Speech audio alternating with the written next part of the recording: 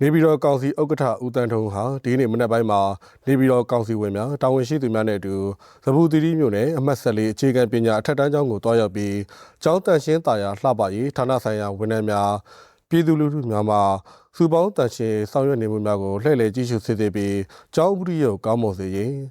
ကျောင်းတွင်ကျောင်းပြင်တန်ရှင်းတာယာလှပရေးအမြဲမပြတ်ဆောင်ရွက်သွားရန်ကျောင်းဝင်းကျင်အတွင်းရှိရေဝတ်နေသောနေရာများမှာ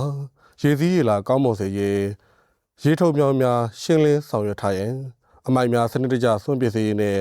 ကျောင်းတန်ရှင်းသားရလှပရေးအတွက်ပန်းလှပင်များစိုက်ပျိုးထားရှိရေးတို့ကိုမှာကြားခဲ့ပြီးကျောင်းဆောင်များငရင်ပေးကြောင်းထိခိုက်ပျက်စီးမှုများပြန်လည်ပြုပြင်နေမှုအခြေအနေများအားကြီးစုစစ်ဆေးခဲ့ပြီး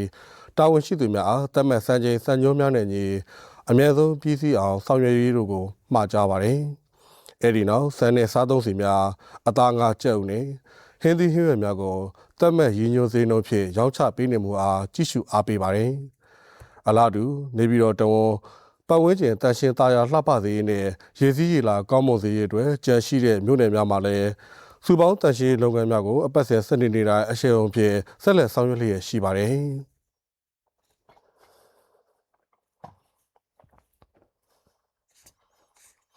ဆက်လက်ပြီးနေပြည်တော်ကောင်စီဥက္ကဋ္ဌဦးတန်းထွန်းဟာတာဝန်ရှိသူများနဲ့အတူဥဒ္ဒရာသီရိမြို့နယ်ဇလောင်းကြီးရွာအုပ်စုနန်ချွန်ကြီးရွာ200 KVA Transformer တိစောက်ခြင်းလုပ်ငန်းနဲ့2025-2026ဘဏ္ဍာနဲ့နန်ချွန်ကြီးရွာဂုံတုံလန်မြေသားလီဒါဇန်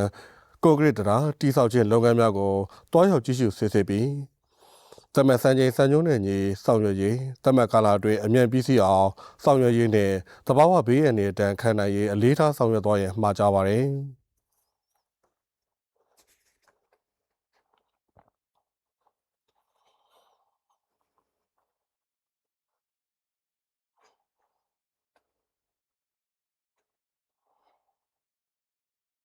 အဲဒီနောက်နေပြည်တော်ကောင်စီဥက္ကဋ္ဌဦးတန်းထွန်းဟာတာဝန်ရှိသူများနဲ့အတူ